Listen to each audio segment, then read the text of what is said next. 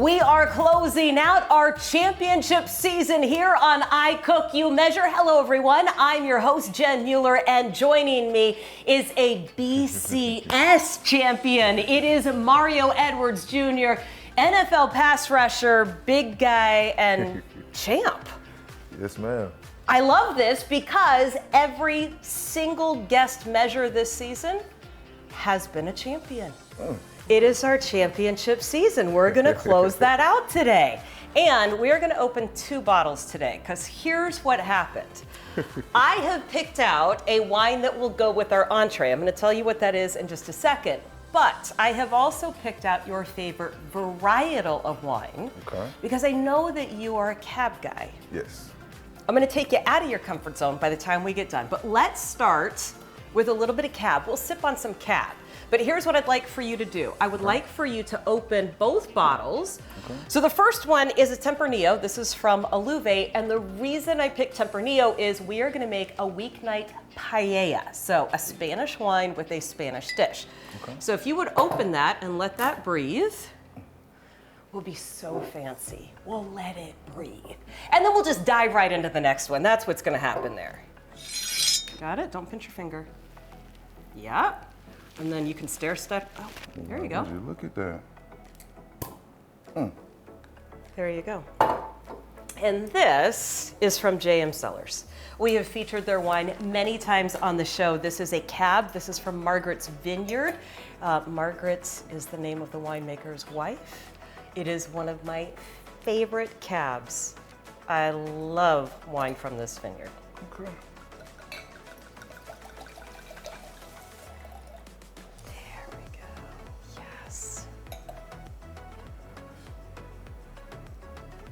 Yeah, I want to feel like I'm in a restaurant. Let me see that. I feel like I'm in a restaurant. You're gonna do that? Yeah. Okay. I want to feel like I'm in a restaurant. Most of my servers do have flamingo towels when I go to a restaurant. That's pretty. Bam. There we go. Got it? Yes. Got it? All right, I don't think we can cook without wine today. Okay.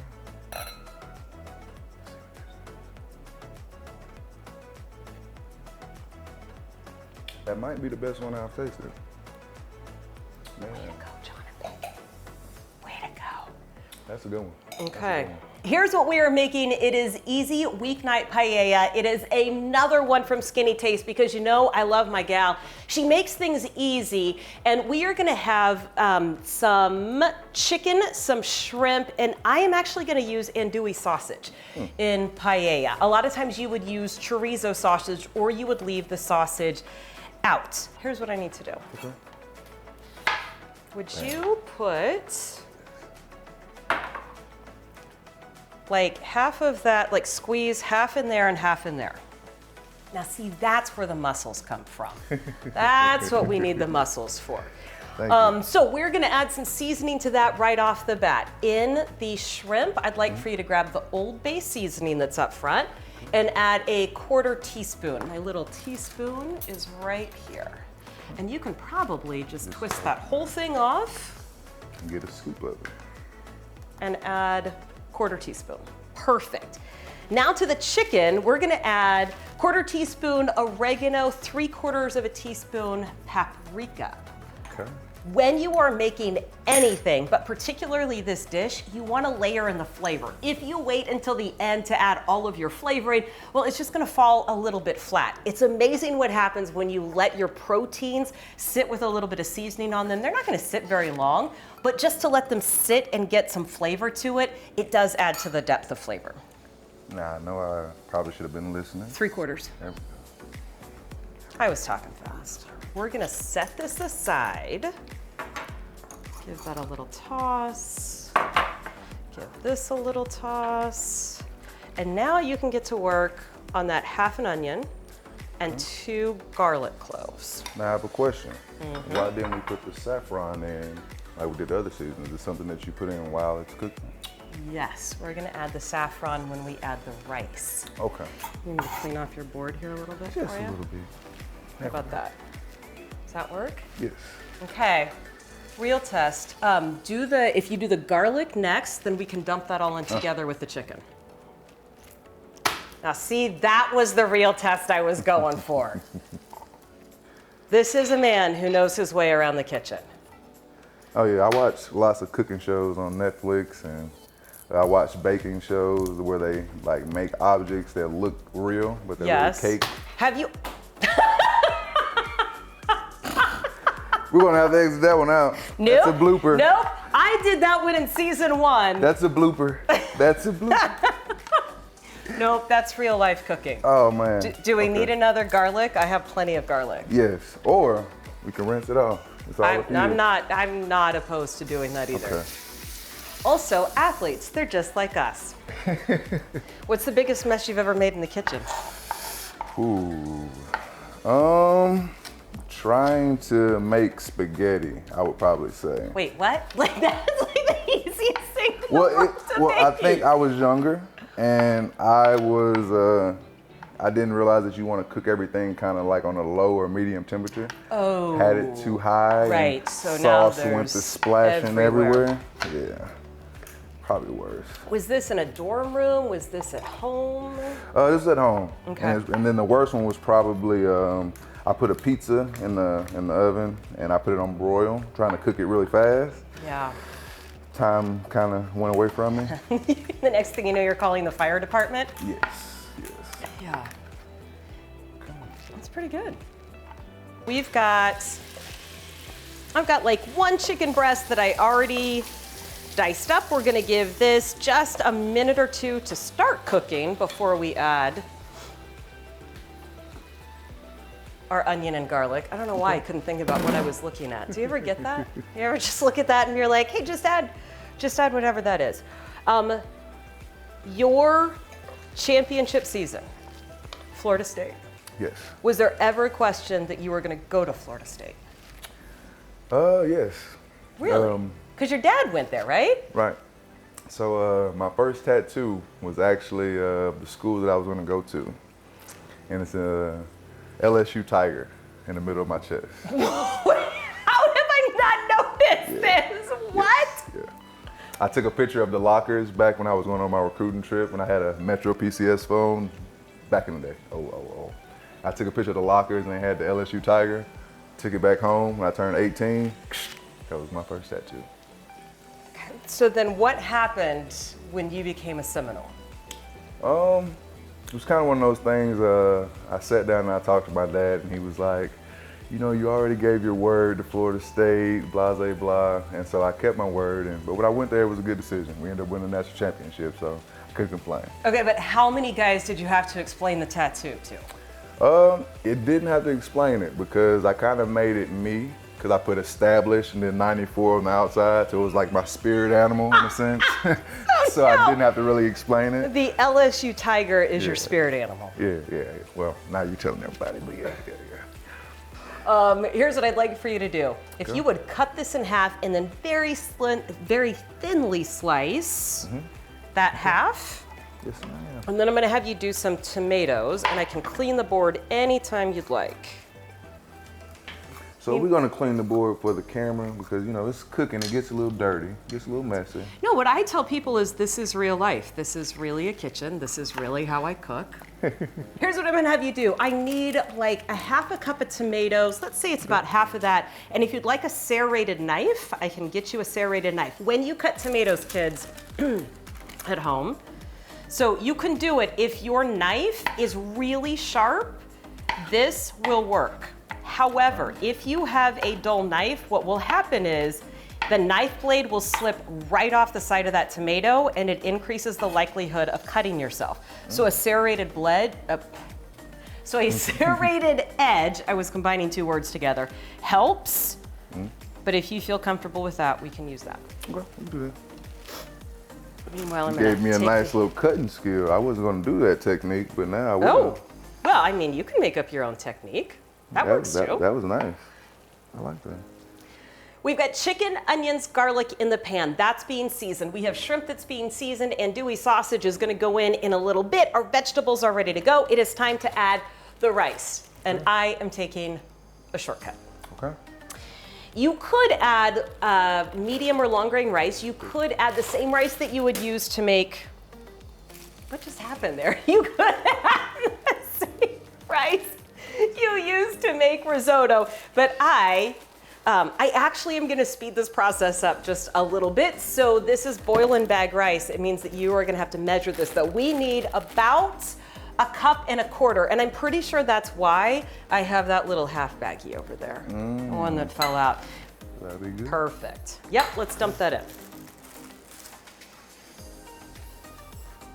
I'm gonna get this kind of sauteed in here just a little bit. And then we're gonna add 2.5 cups of chicken broth. And then I've got the Pyrex. I'm gonna dump that right in here.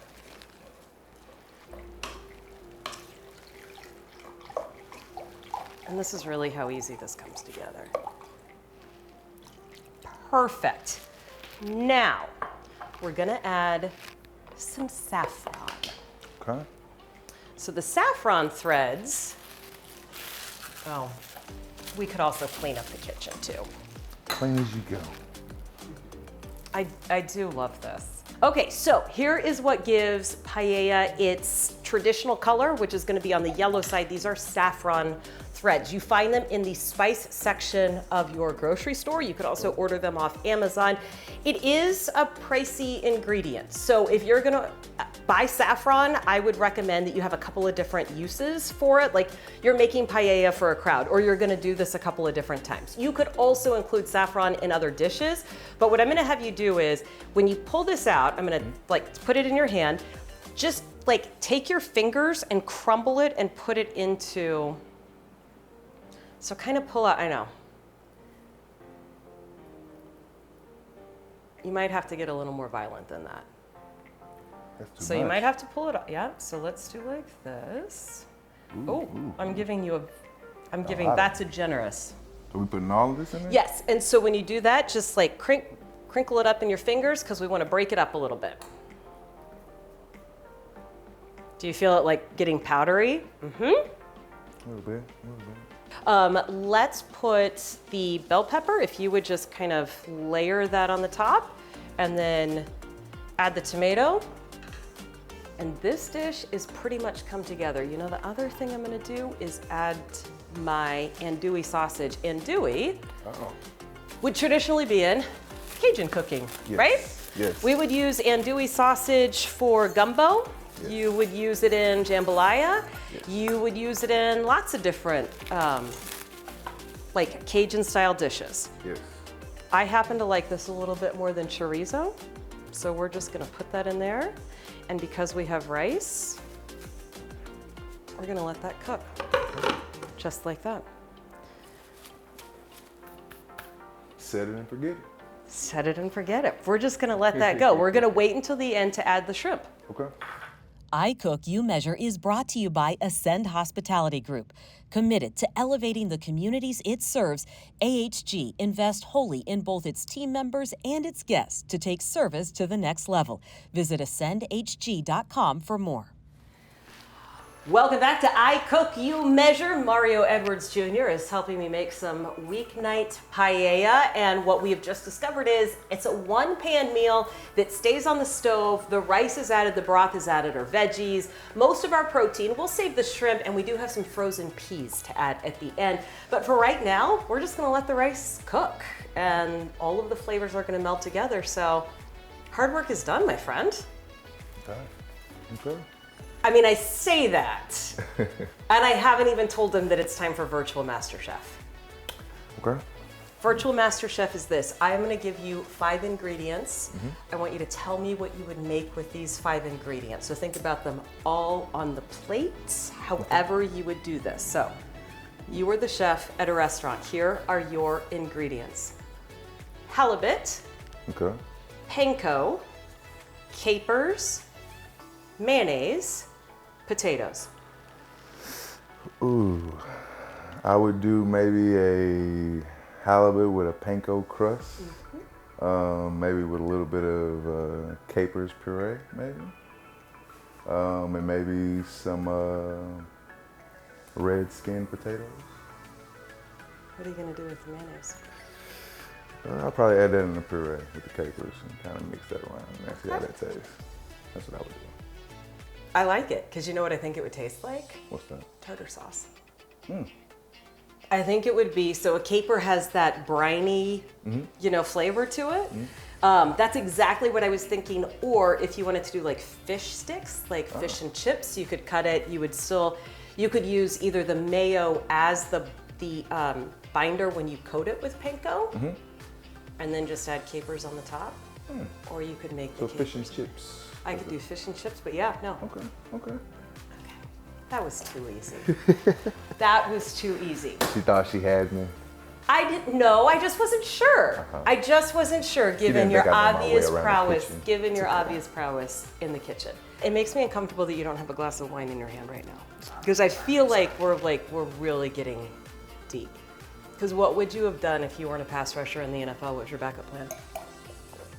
This is embarrassing. If I didn't play football, I always told people I love animals so much that I would probably be a veterinarian. Why is that embarrassing? I'm 6'4", 300 pounds. If you walked in and handed me your poodle or your cat, I don't think it would look too, But are you an animal whisperer? I love animals. I have about 12 dogs without Texas, here in Atlanta. I have Sphinx cats, hairless cats. Okay, I'm out on that. I'm out. You're a cat. You're a hairless cat person. I wasn't a cat person until maybe about 2 or 3 years ago, and now I became a cat lover. How do you have dogs and cats in the same house? I have to show you a video, but I have cats that think they're dogs, so they go and play and chase each other around the house. It's pretty funny. They also don't have hair. Yeah, naked cat. Also, you know what I realized? I'm just gonna check our. Oh, it really See, look at that. It really turned yellow. completely yellow. We are gonna add the shrimp because we're almost done. So you see how the liquid is? You see kind of where we are with liquid? Yep. So here's what we're gonna do. We're just gonna add the shrimp because these things are gonna cook really fast. And when they turn red. That's right. And we're gonna add like a 1/4 cup of frozen peas. Okay. We don't need to thaw these because they're going to cook really fast. Yes. And we are almost, we're almost done.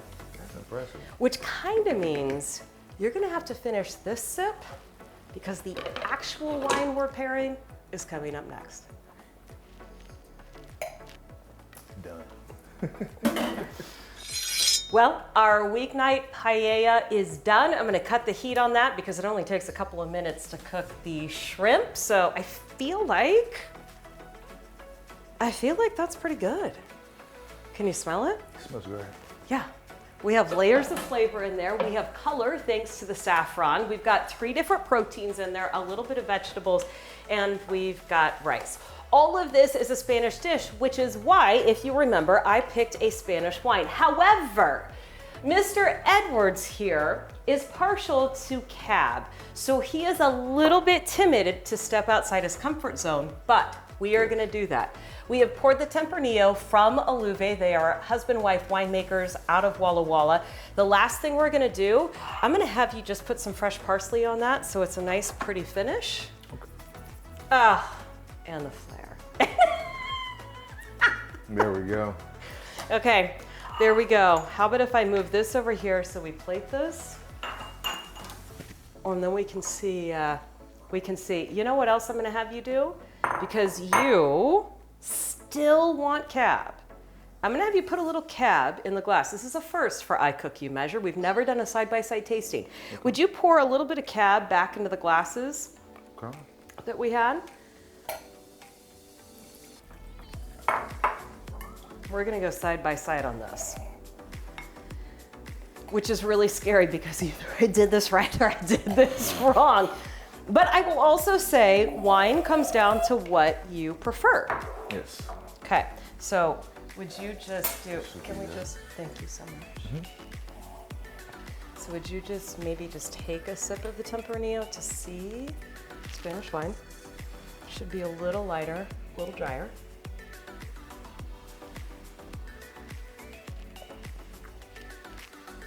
Not bad. I like this. 2 for 2. 2 for 2. 2 for 2. I'll give you that. Okay. 2 for 2. All right. So, let's give this a try. You ready, Chef? Let me get all my proteins I in know, all the things in here. It is gonna be hot, so be careful. It's the best way to eat it. Really? Because I like to have feeling in my tongue. Oh.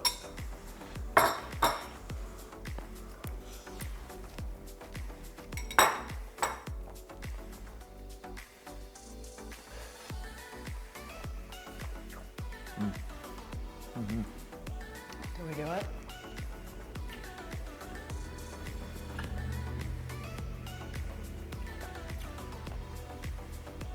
Goes pretty good. Goes pretty good. You did good with this one. Okay. Thank you. You want to just give this, just see. Yes, sir. Just see Okay. which is better. Just. I already know which is better. I already know.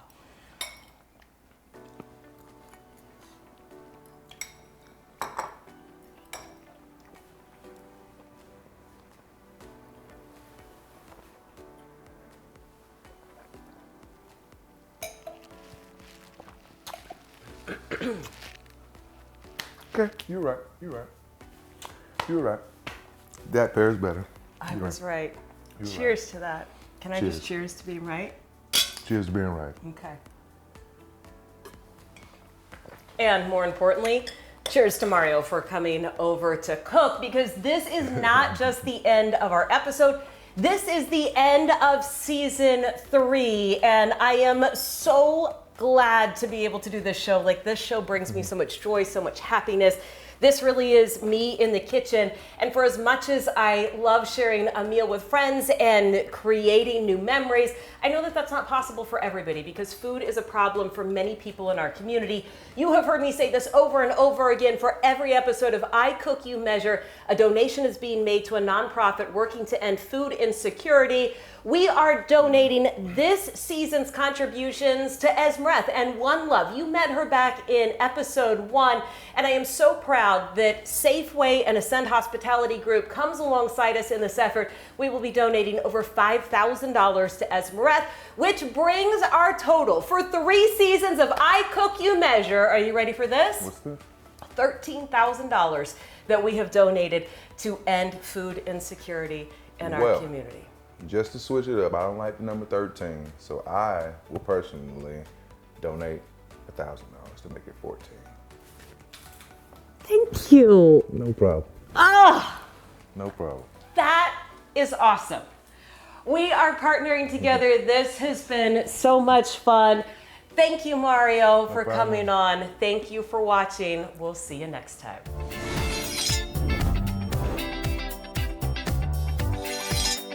Do you have a screw top? What kind of wine are you What's the little one that has the drinking? little thing where you can put your finger in it, and you can also pop the bottle of beer and.